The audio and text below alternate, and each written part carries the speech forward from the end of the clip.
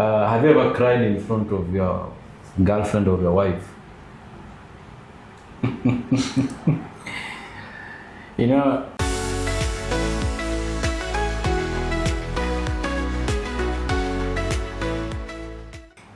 welcome guys, welcome again. This is Wellness Uzima podcast. This is a podcast that we highlight real community issues and we try to address them. We educate you, we empower you, we change your attitude so that you become a better person in this community that we live in. And we are still going on with these pressing issues. The pressing issue that is affecting the community, gender-based violence. Well, we are not going to stop until we ensure everyone knows what it is, how can we address it, and how can we make sure that everyone lives in a just and a healthy society. So today, without wasting much time, as always, we have the one and only, the expert, the GBV man, the women rep, or not the women rep, but he represents issues of gender-based violence. And before even he starts the introduction, he has told me, he's a very busy man. Even right now, he has just come from another case, which was traumatizing. But he'll be able to introduce himself and then tell us, especially that case that he has shared with me behind the camera.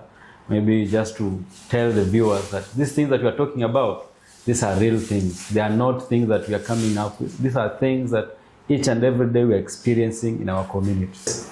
Welcome, Mr. Daktari mwenyewe mtukufu Jerome. Karibu sana bwana. daktari ya wanawake. Daktari ya wanawake. Representative wa wanawake. And I remember the last time I asked you, man, these experiences you are getting, are they shaping your life? Because every day, unajua unaweza kuwa umetulia kwa nyumba na hizi vitu huwa zinafanyika saa 6 usiku, saa 8 usiku unapigiwa na you are having maybe good time, you are sleeping. Then so co-adapting to that life. Unajua mtu anaweza ona tu it's an easy thing, but co-adapting into that life. Even today, you were supposed to be here early, but a case came up. So introduce yourself. How has your day been?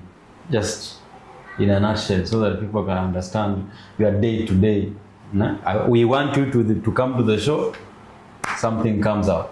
Welcome, Mr. Jero. Thank you very much, my friend. Yes.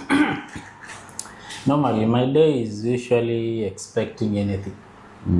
You don't plan. You don't know when your schedule will be interrupted. So because these cases are never planned, it's not like you are waiting something to happen, but since it's becoming a normalcy in our society, it's not being seen as an abnormal thing to some people. And so definitely we have a case.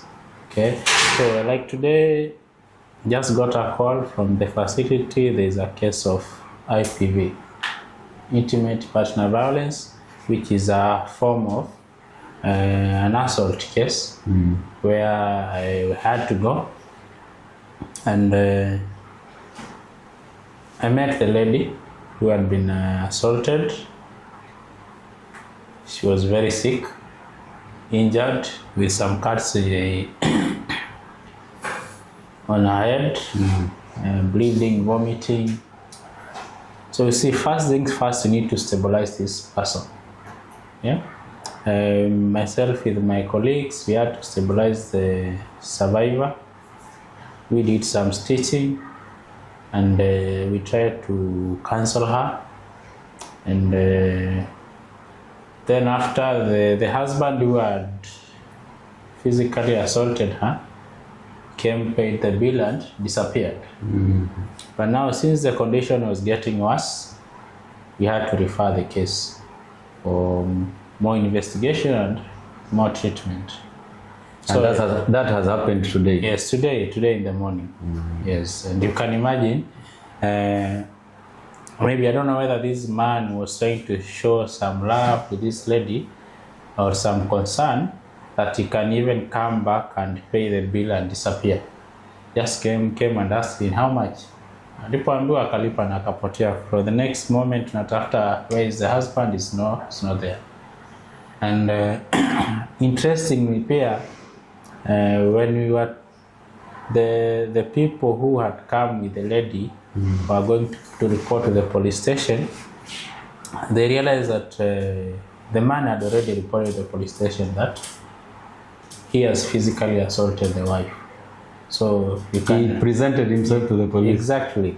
And you see, and I don't know what was going on with this man and why he did that.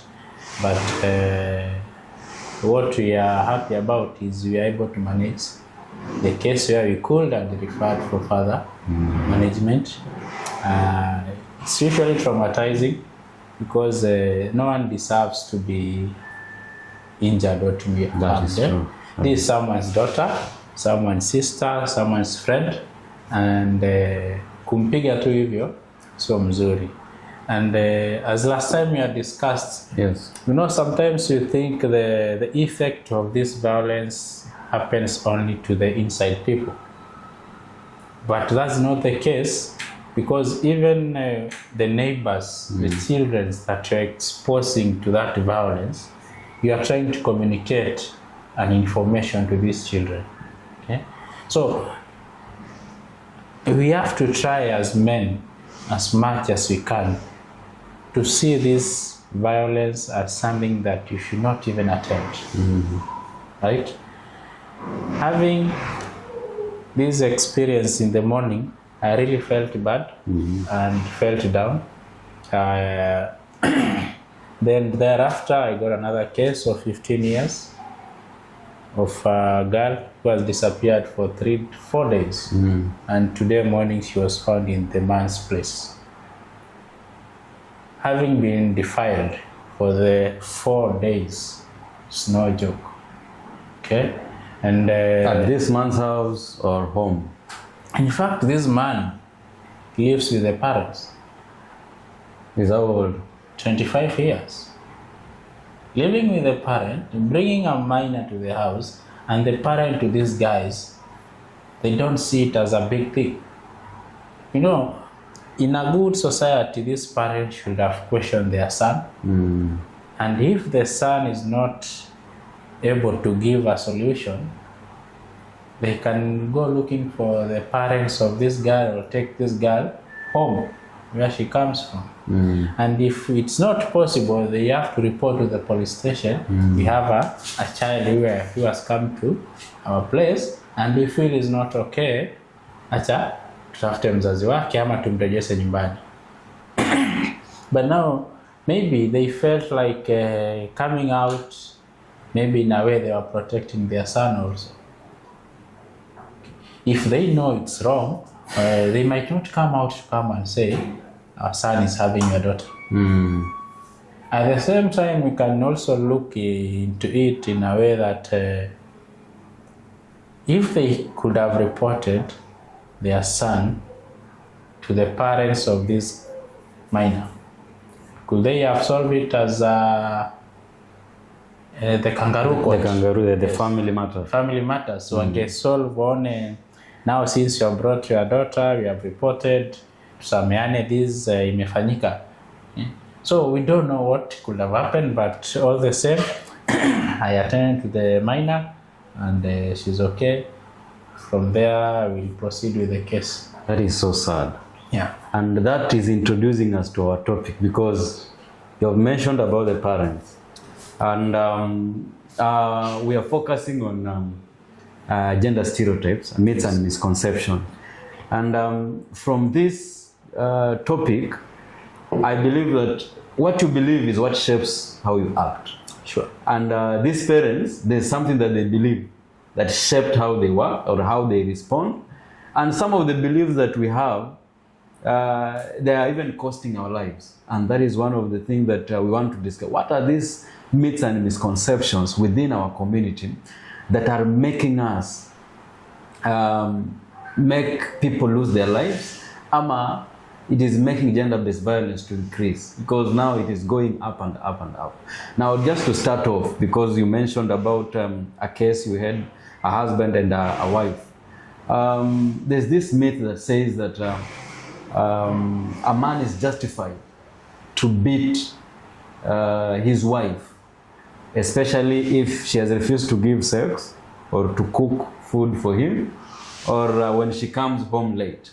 A man is justified. And in fact, 41% or 4 out of women, 4 out of 10 women justify that. That is okay for a man to beat. Because if you are beaten and you asked, why were you beaten? Because you are not able to provide maybe food, or you cooked food and it got spoiled, then the community say, it is justified for you to be beaten.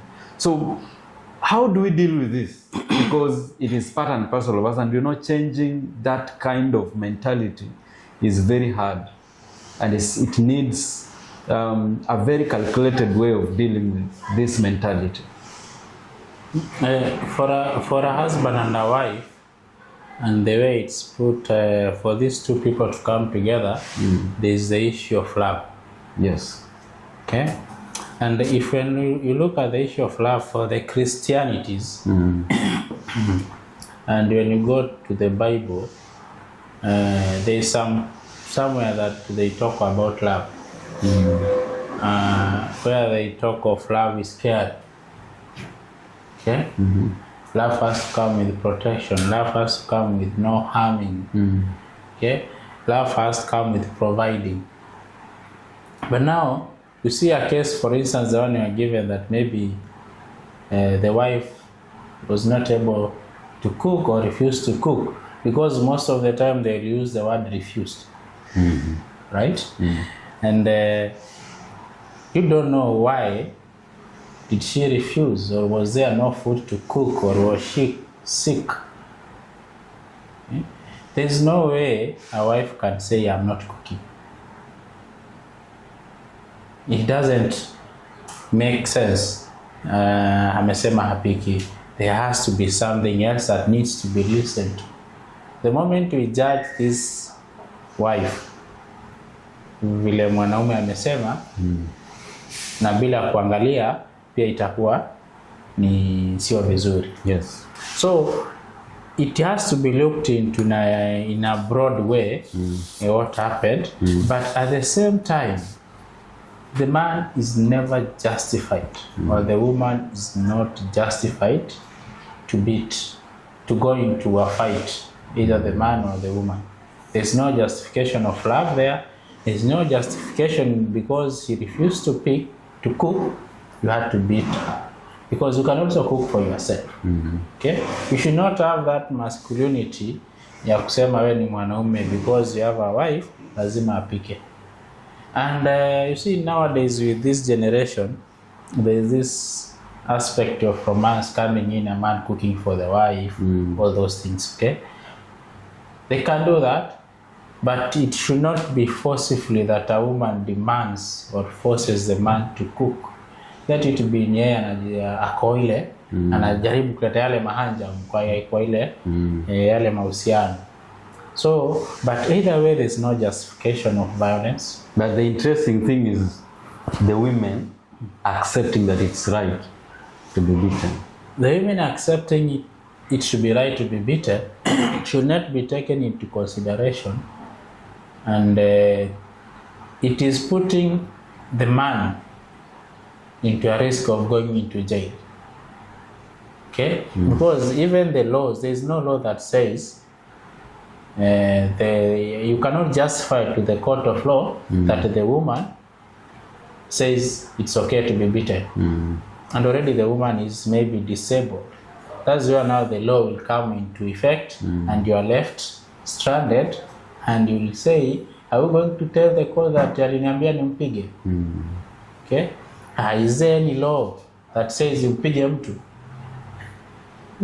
So at any given time, men should know hata ukiwa umekwazwa kiasi gani, try as much as to prevent yourself from getting into physical fight. And just wondering, because people justify it, and you have been beaten because you have not been cooked. You have not cooked as a man. You being as a boy, are there things that were being done that shaped your belief until you become an adult and you believe beating my woman or beating my wife justifies what? So what justifies what I've done? What I'm trying to drive across is, are there things that we do as a community to these young boys that makes them have different beliefs when they grow up and how to handle women? When I was growing up, and from what I've heard, what these people, maybe who are older than me, says is that some of them, they never even saw their father fighting with their mother. Some of them, they never even saw even their parents quarreling. Now the question is, does it mean that they never quarrel at any given time? Do you think they never quarreled? Do you think they never had disagreements? But they protected these children from seeing what is happening. And one of the virtues that comes in as a parent is protecting your child against all these harms, and which will happen to shape this child's morals. So these children will believe to know that we grew up, we never saw a parent fighting, we never saw our parents quarreling, and even now when you have a family, you'll have to believe in that line. Okay? But they knew how they were handling their issues. So if you grow up in a violent family, the probability of you being violent is high. Because most of these children, after mona mama na baba wamepigana, the matter will be solved. The children will be left out. They will never be taken for counseling. The deal will be between these two parents. They solve their issues, they leave the children there. See, there the problem comes in. The children are left out, no counseling, no any therapy is given. So what happens? These children might be stereotyped that it's okay to fight. As a man, I can fight my woman. I saw my father fighting my mother. So it will take God's grace, or if this person, there's a way you can mold yourself, that you want to develop a particular character which is good to the society. And maybe you are doing some searching and you want to be this person. Sometimes, most of us maybe never had people as a role model, but when you read, if you love reading, you might come across a book that shapes your morals. Okay? Then from there, if you can have a process of healing, self-healing, then you can survive. But most of the time, since there is no counseling post-traumatic events, these children are left there, and it happened that some of these children are coming up to be violent. The neighbors' children also are seeing what is happening. Okay? Like today, I was with the case that we had. Today in the morning, we are having a discussion with the nurse, and she was telling me, sometimes it's us who make mistakes because we don't care about other people's problem, just care about us. So I told her, what's up? She told me, the neighbor were fighting. The husband took the wife, pushed her, and the wife was carrying a small child. So the husband asked her, why? What are you saying? What are they doing? Is it right? Then he told the wife, let me go and try to intervene. But you see, the husband did not go to intervene them from fighting. The husband of my colleague went and took the child, okay, and he went inside with the child and told them, now you can sort your issues while your child is not seeing what you are doing. The interesting part is, even these two adults, they did not continue fighting. Albaka wamezuba. they had to go and sit and talk their issues out.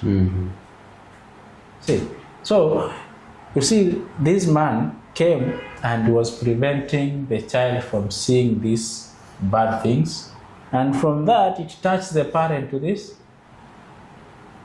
kid, and that's how they solve their problem. So you can imagine, this is an adult who understands the traumatic events that follows with these children, and you realize for a family that is fighting, even the performance of these children is poor. Because imagine you're in the class, you are being taught, then you remember what your father was doing to your mother. You will not concentrate. And for teachers who knows how to be observant to these children, they can be able to call these children, they can call this child and try to talk out what is happening. That's when the child will be able to share. Or if mzee ni mkali kule nyumbani pia, the child will keep quiet. Now you can imagine all those years, this child will remain mom. If kama atakuwa an introvert, taka hivyo. If kama atakuwa anajua that my father akisema it's final, that's how atacommand the next relationship atakuwa nayo. I think families, from what I'm getting, family is very key. Very key in shaping how someone becomes as an adult. And you'll find some of the beliefs that we have shapes our values. Yes. And you'll find if I believe that a woman's place is the kitchen, even if I have a wife and she wants to go maybe for further studies, I will not allow, because my belief is that she's supposed to be in the kitchen and be cooking and taking care of the family. So those beliefs, when they're part and parcel of us, you have also talked about reading and the knowledge. When people read and gain knowledge much, it helps them shape and reshape their lives and their beliefs. So it is very interesting, and I'm wondering, for those who have become adult and they've, an old tree is very hard to shape it. So I'm wondering, what are some ways we can be able to shape, especially adults within the community, to shift their mind from the beliefs that they have that are harmful to the family, that are harmful to their wives, so that they can have a different view. I'm wondering, because now this one, if Mzee, you go and tell him what you're doing is harmful or is not supposed to be done like this, he will start telling you about how they used to live, and this is how it's supposed to go. And especially if he looks at your age, he sees you are very young. So, you young man, you don't know anything. So how do we reshape and help them think differently and shape their values, so that we can be able to see a ripple effect in terms of decreasing gender-based cases or gender-based violence cases?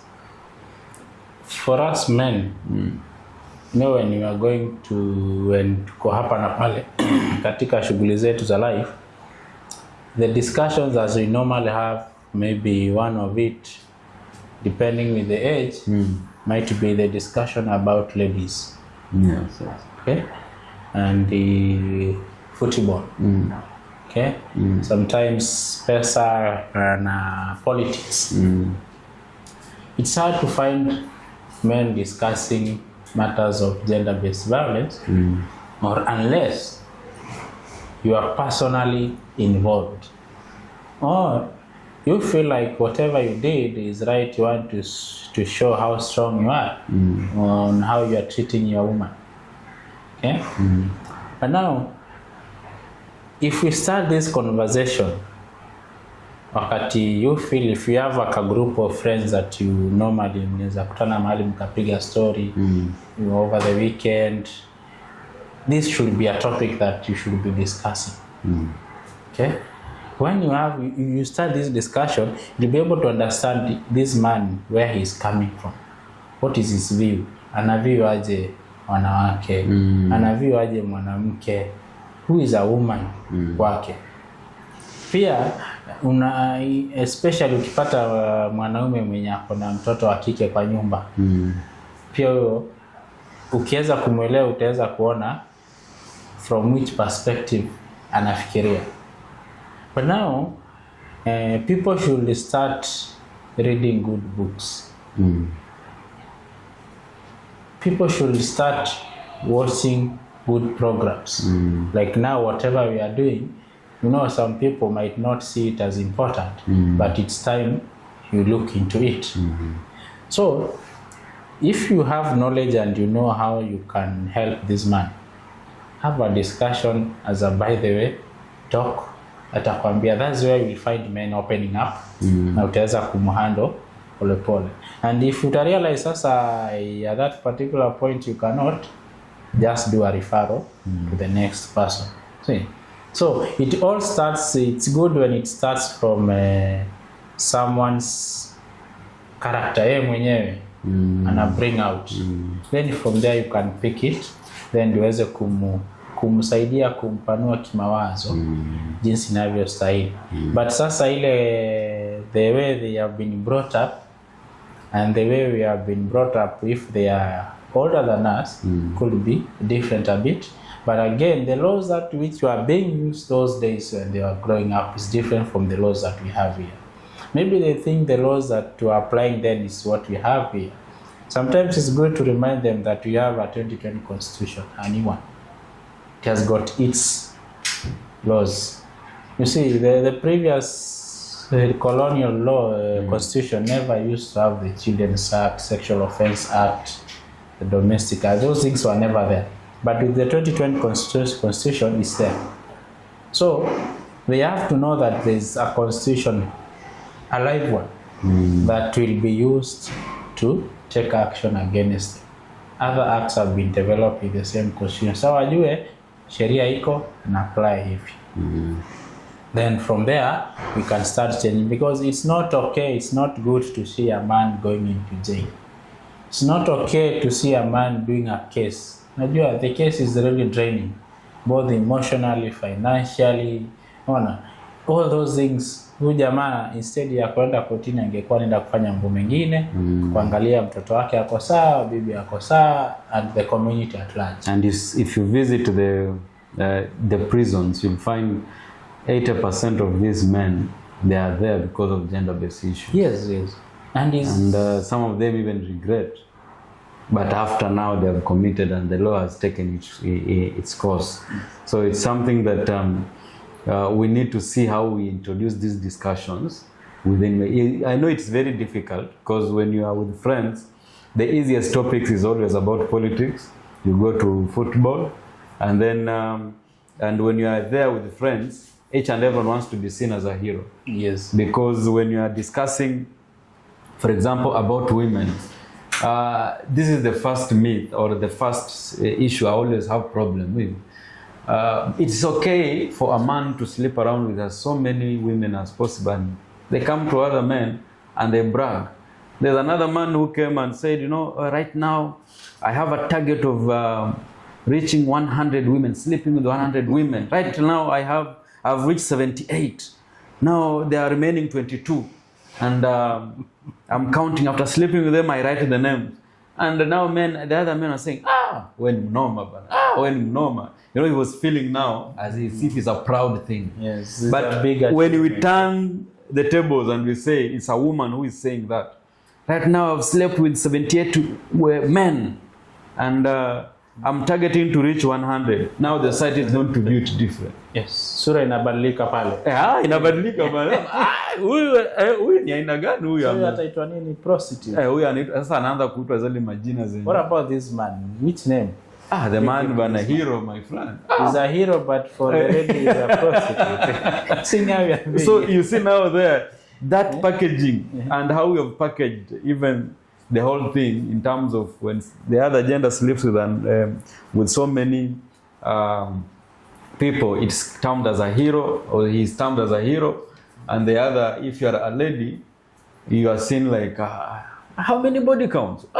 No. They go panga line hapa paka kule. So this mentality even is affecting young people you'll find, like for me when I was still young, I will come and we are seated. People are talking about how many girls they have slept with. And for me there, I'm wondering, I've not slept with any.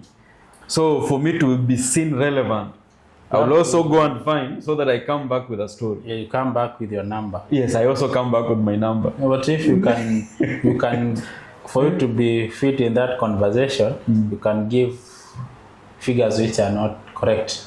Yes, they might not be correct, but they are, in that crew, they are judges. They have never seen you with any lady. They say, you're lying. We have never seen you with anyone. So you have to also, and that's why you'll find, some other guy was telling me, this girl is very beautiful. I don't want to sleep with her. But the fact that people see me walking with her, that is a plus to me. So you will find a man just finding a beautiful girl passing where his crew is. And the crew feels, this guy is a dog. So, and those are now stereotypes. So those are myths now that are also propelling these gender-based issues. And it happens that, for instance, if you get a lady whom men are praising, yes, they have slept with, depending on how this lady is. And now, because you also want to be fit in that category of heroism, you'll have to approach this girl. Okay? These girls refuses to your vibes. So you'll start thinking of other ways of how you can get this girl. And that thing can lead you to now raping this girl. That is true. These discussions, they can mess up with your mind. And once they make you to try to prove something to your friends. Okay? So in the event, you have already committed a crime. So the discussion of body count, and still I don't understand on after having that long body count, what can you show off that you have achieved with the body count? If it's mean as a status, the status, how does that status help you economically in terms of your growth? Okay, but if unaweza sema mimi nimepita kwa zile kaya zote hivi, nimeangalia gari nimeona naweza pata moja, naenda kupiga bidii. Let us have such discussion. Liona gari fresh imekuja pale, this model, and I need to work hard to get that car. So ukioko unapiga bidii, utasema nishanunua gari. Nataka nimeona nyumba pale zinauzwa, kuna estate pale naona ni poa, utapiga bidii. Lakini sasa imagine wapiga story high line, then you work hard towards getting 78, 75, uko uambiwa msee next time wewe uko bado 78, mimi nishapiga 90. You are competing. Yes. But now some of this pressure from our friends and from the group and the discussion we normally have, which have no much importance, are also making men to commit crimes such as rape and such as defilement, because there are those who think having sex with a teenage is also beneficial. Okay? For those, the myths that utasikia jamaa anasema ameambiwa, if you have sex with a 10 years old girl, maybe you will get wealth, maybe you're HIV positive, you'll get healed. See, such myths which are with people. So those are also myths that are making these men to go commit these crimes which are not right. Hakuna vile uta have sex na bikra na una virusi vya ukimwi ukapona kutokana na vile virusi.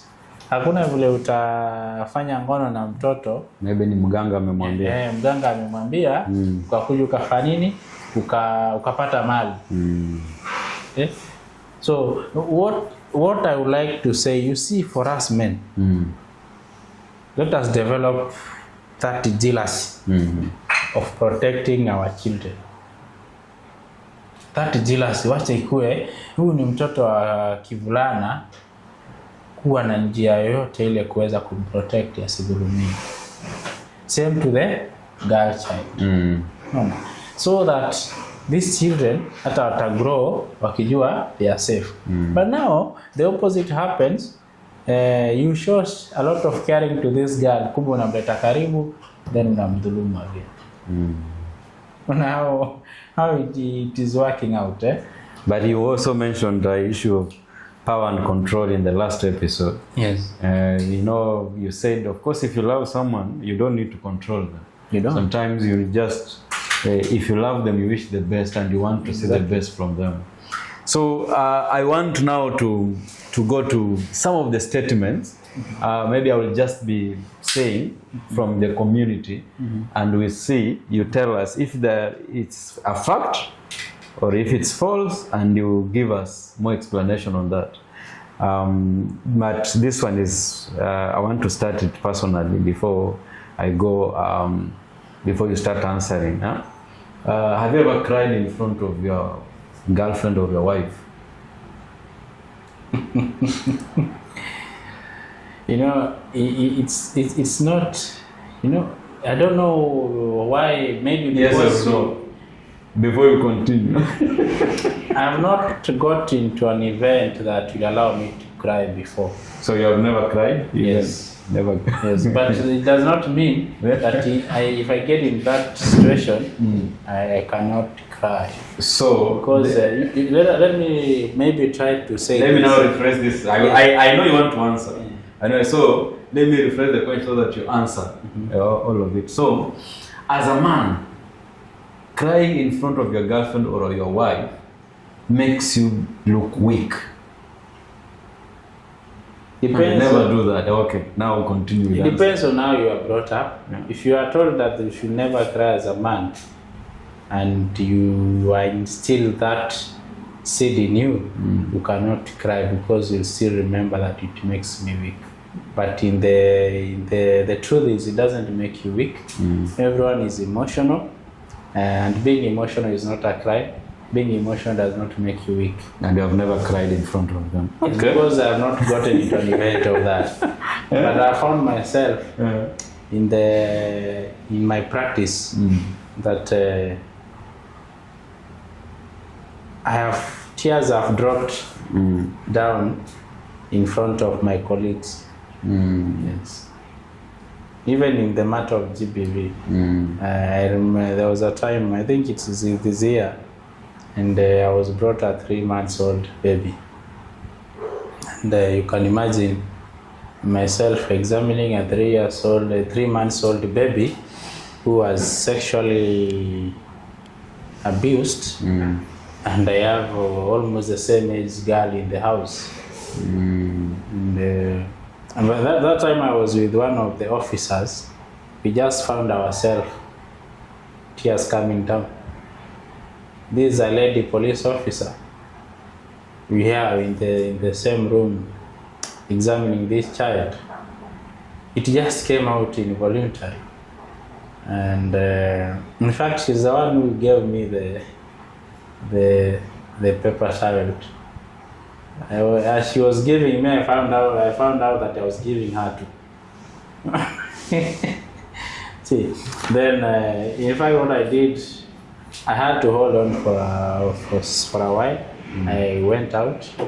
I went and tried to recollect myself, and I came back.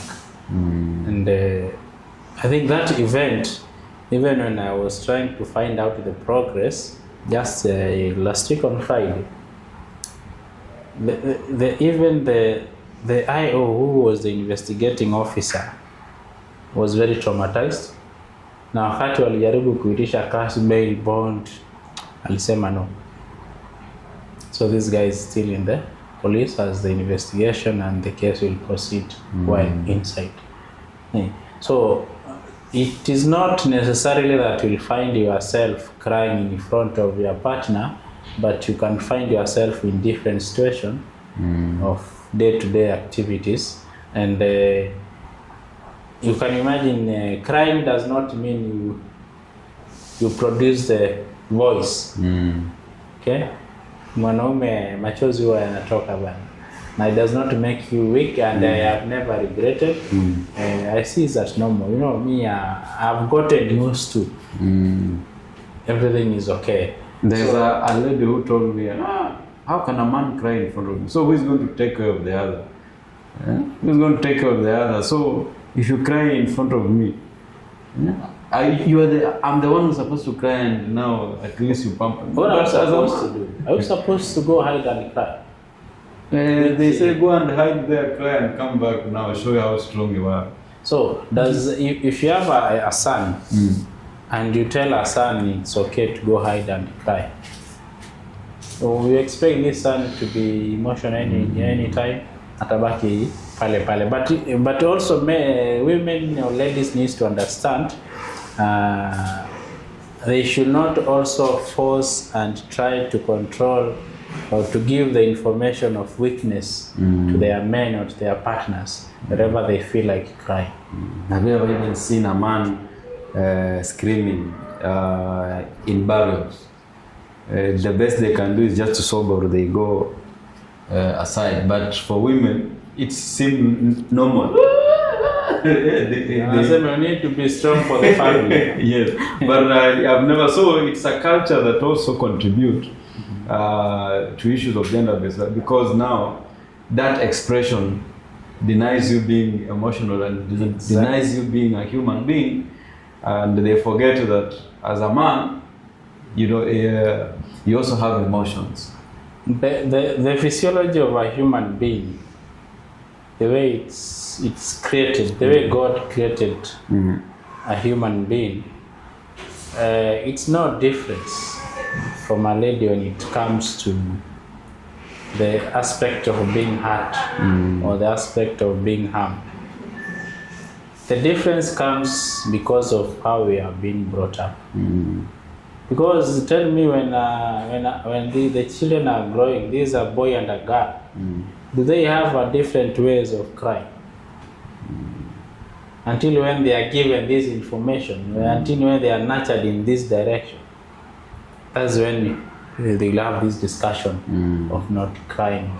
But you realize those men, maybe who have had maybe in case of death, and they cry, they yell out loud, they heal faster than those who keep in. Like maybe if I can share of a story, there's a group we are, a social group. Unajua hii mambo yetu ya kusema Subaru clubs kama hayo. So there is a case of this guy, unfortunately his brother passed on, and he was really strong. He stood till the last moment, and unfortunately thereafter he ended up into alcoholism. He has gone into alcoholism that even going home is a problem, going to work is a problem. Anaweza kwenda nyumbani, instead aingie kwake aende kwa jirani. Instead aende kazini, ataenda hata mahali kwingine. Gari mahali ataiacha, hata ajui aliacha wapi. But now what happens with this guy, with the time nikama amerealize the death of his brother really affected him. And now he came out, akaona, let me try to figure out. You know, one thing, the moment you have that chance of knowing what is the problem, then you should act upon it. So this guy ameweza to seek help. And what we have come to find ni kuwa he never mourned his brother properly, apart from standing for the family, organize everything. So he has been stressed for over 6 months, and now we are happy that ameweza kuona what is happening. So this guy has started counseling. Okay? And one of the things that you realize in counseling, if you are crying, you are never interrupted. You are given time to cry. That's why in my office there are towels there to wipe your tears. So crying is a way of healing. So let men not be prevented or not be told that they'll be weak to cry in front or utalia na itasaulika tu, lakini kwako you are healthy first. Najua kuna ile self love. So let men mjue that kulia pia it's nourishing your body, your soul, your mind, your mental. You will be okay. Lia. Sikia kulia? Lia. Wewe lia. Nasikia lia. Kisikia kulia, lia. As a man, huh? So another one is about how we dress. A very common comment is she was raped because she dressed badly. She was dressing. There was a time that it went viral, and I think there was a demonstration of my dress, my choice. Yes, my dress, my choice. Yes.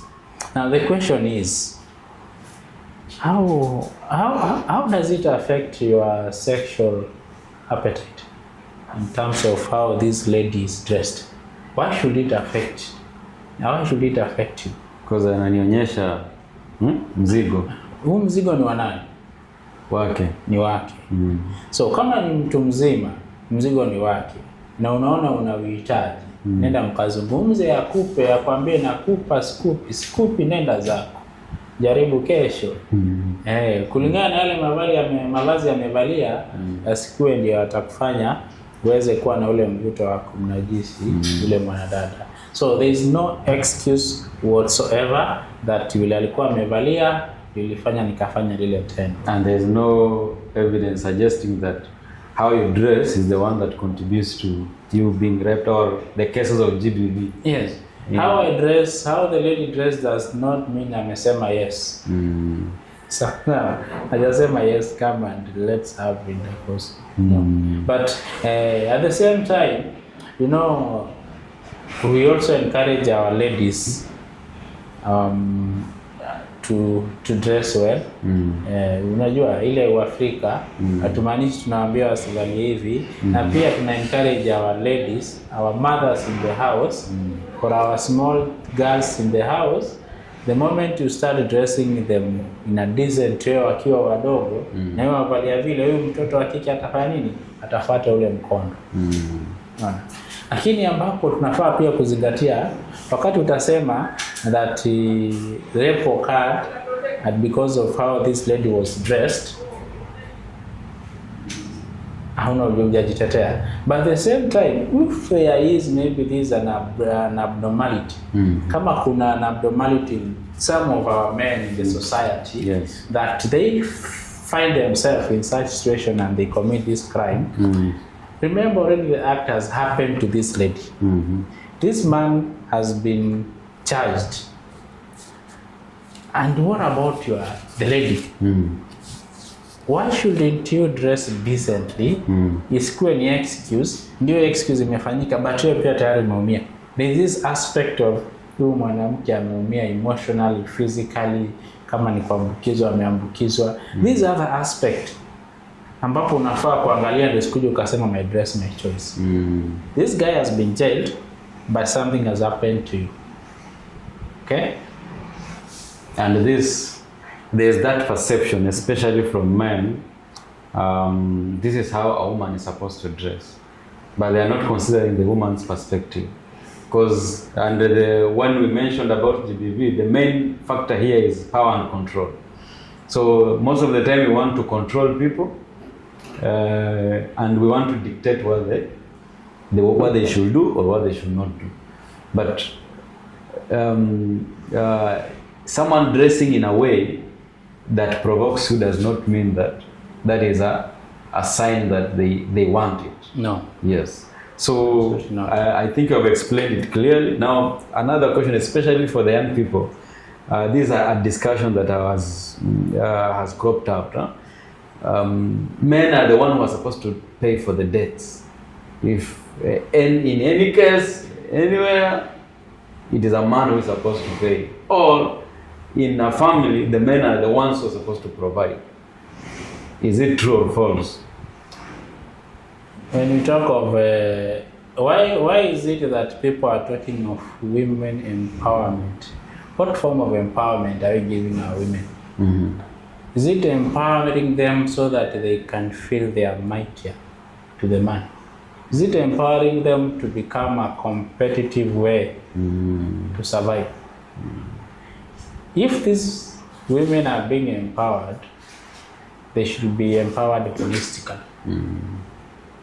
Ambapo pia the empowerment comes that if you have been taken for a date, you should be empowered that it's okay for you to pay for this date.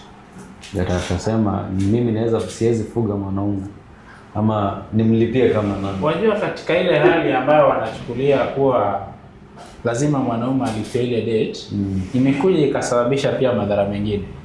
Ambayo pia mwanaume ana feel kuwa kwa vile nimekupeleka date, nimekununulia ABCD, inamaanisha pia we have to go sexual again.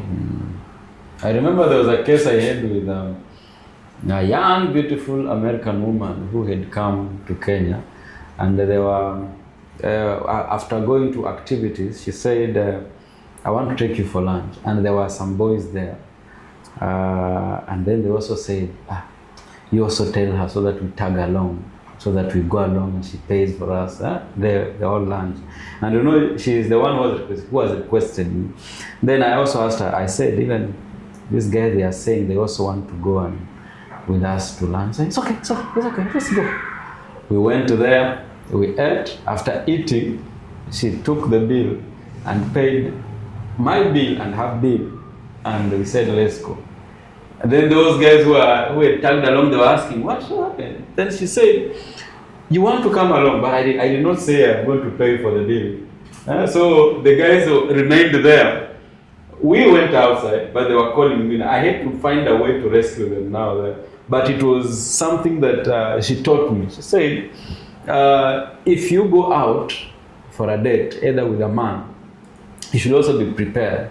Because if you go out and you don't have anything as a woman, then that man can easily take advantage of you because you have no power to. But if you are there on the same level, you can also pay the date, for the date, then it gives you equal power to have that discussion and have that agreement.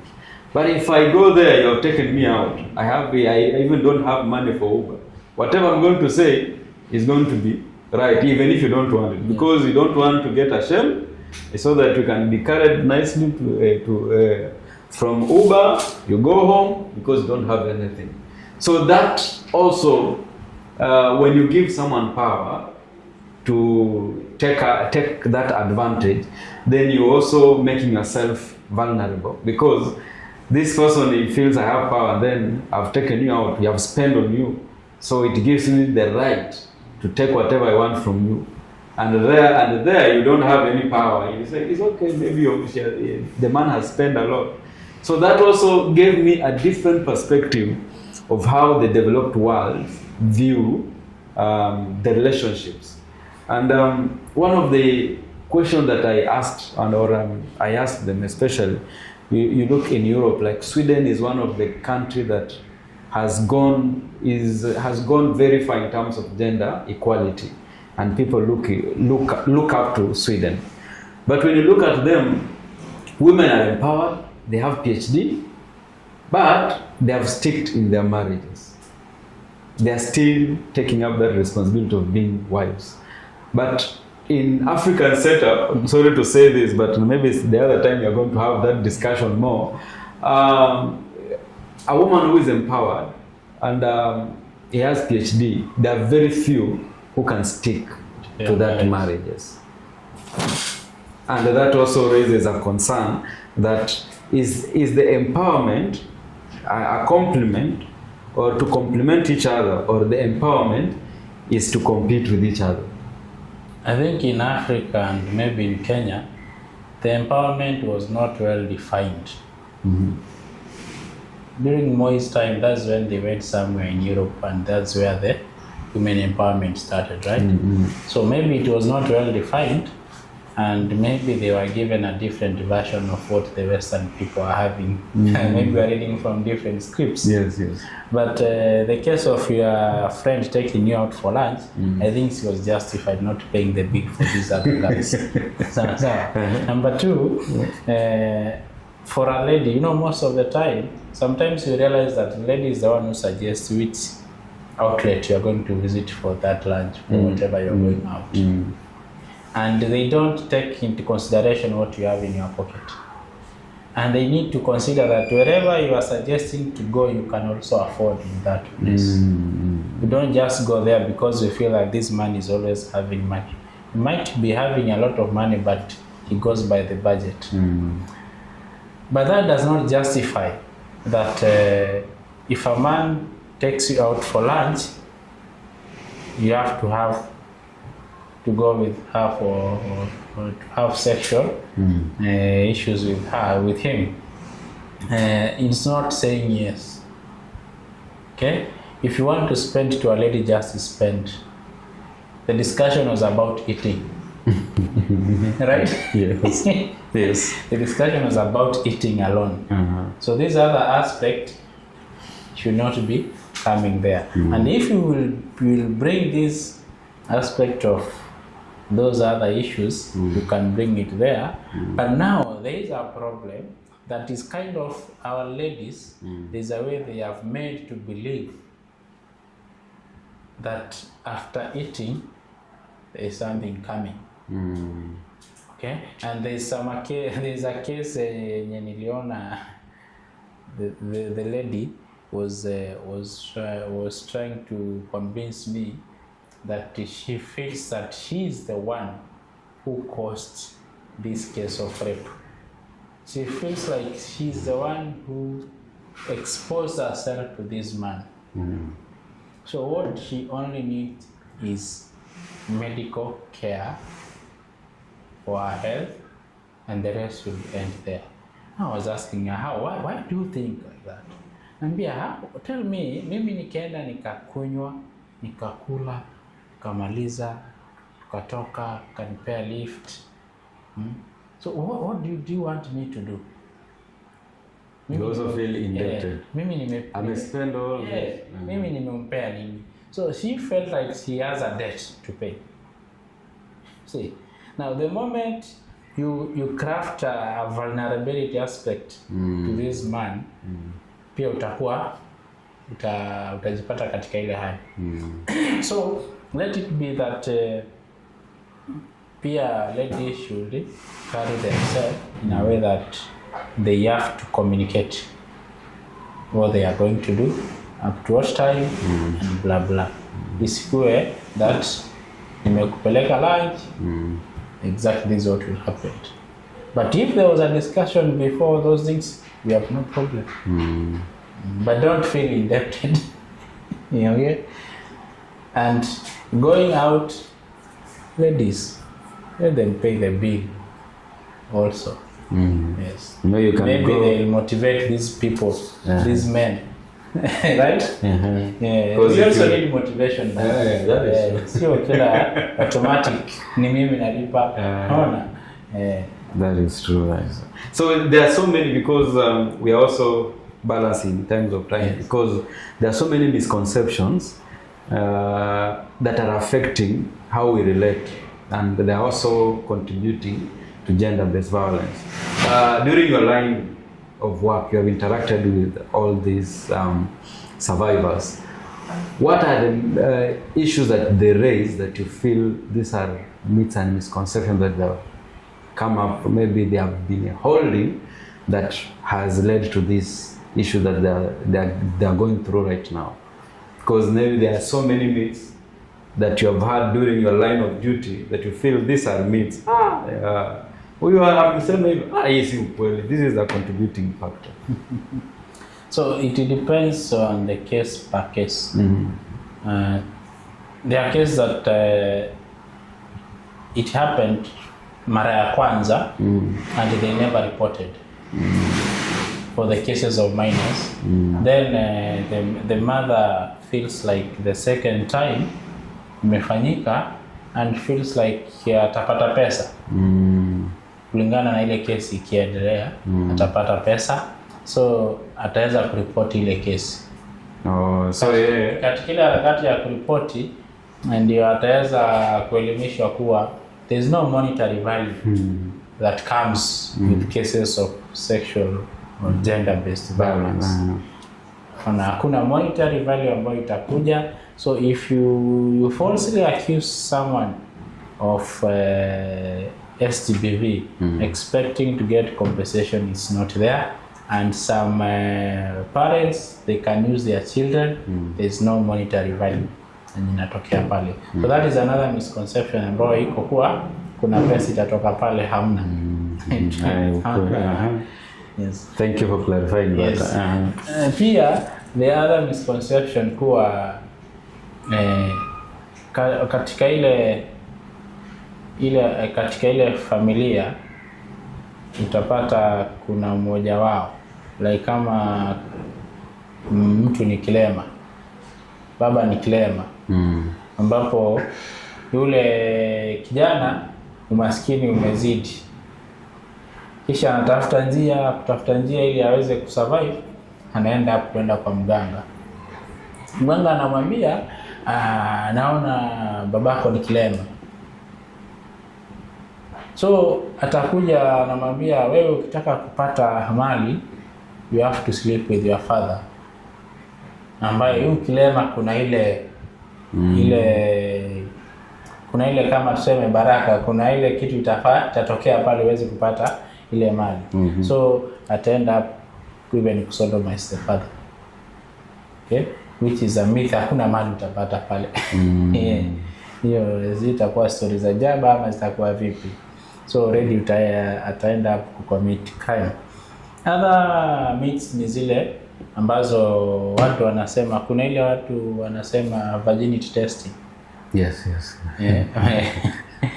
So when they feel doing virginity testing, which is also an illegal form of, it's a form of GBV, SGBV. The virginity testing hiyo kitu haiko-exist, na there's nothing that you'll have to enjoy when you say umeweza ku have someone is virgin, umefanya ile testing. Na pia utapata kuna wale wana believe njia moja ya kusuluhisha kesi za mipaka ni through setup. So men can be set up, alafu ndio waweze kukutoa the moment wewe umeshikwa na pengine hukuweza kupeana ushahidi wa kutosha, umefungwa kule, yeye kuwa pale out of that place, you will have peace. People they forget kuwa this person is gone, and na umeona hii shamba ni halali, sio yako, maybe the son will come up and still claim the same. So hakuna solution. It's not a solution when you set up someone to aweze kustakiwa. Then there's this issue of women. You hear the survivor is being beaten by the husband, but they are not living. So people say, kama yeye mwenyewe anachapwa na yeye, si anapenda? No. So no one comes to come and help. I remember there was a case that we used to, when we were still kids, we could see the man beating the woman or the wife each and every time, but the wife just cries and then closes the door. The next day she's still there, she still complains, but there's nothing that is happening. Then even the people around got used to that. I said, huyu ani kama anapendwa kuchapwa ama anapenda kuchapwa, because kama anachapwa na pia ukiingilia, then pia wewe ndio unawekwa kama unakuja kuharibu ndoa. Tena that woman now anaanza kusema wewe ndio unataka kuharibu ndoa yake. So how do you take that issue? Because now there's a way she believes that being beaten by the husband is okay, and for me, I'm not leaving, but I will not take any action. I will still be here. It'll just be here. I will be beaten, but I will still be in this house, and I will not take any action. And no one should come and as if he wants to rescue me. for a human being, kama hajajua kitu ni kosa na kama ameweza kuwa programmed to think in a particular way, hata ona ni kosa. Okay? And that's why the moment you take a human being through a program to show that there is harm that is happening, ndio utaweza kumtoa katika ile shida ambayo anapitia. Waona kama during the colonial time, sisi tukiwa tuko colonized hapa Kenya, there's some story I could read kuwa we Africans could not even believe when you shoot a white man with a gun hata kufa. Okay? But when kulikuwa na World War, I don't know whether, I think it was the Second World War, some of our ancestors, the Africans were taken to go and fight in the World War. Walipofika kule, si walikuwa wazungu na wapigana kule.